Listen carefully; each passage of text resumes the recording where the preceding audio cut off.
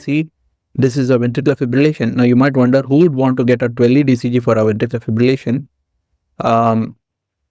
But this is a ventricular fibrillation. You can see that this is highly irregular and the waves don't have a clear pattern.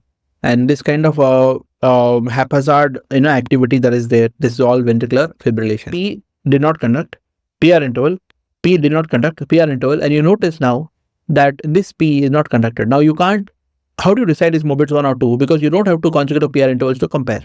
You got a PR interval, we're looking for the next one, that's not there.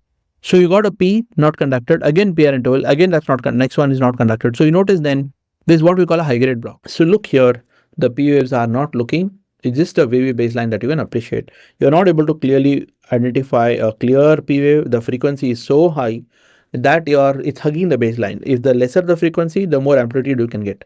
The more the frequency, it will not have time for it to spread away from the baseline. So it will be there only in the baseline. And that's why you're seeing this kind of activity.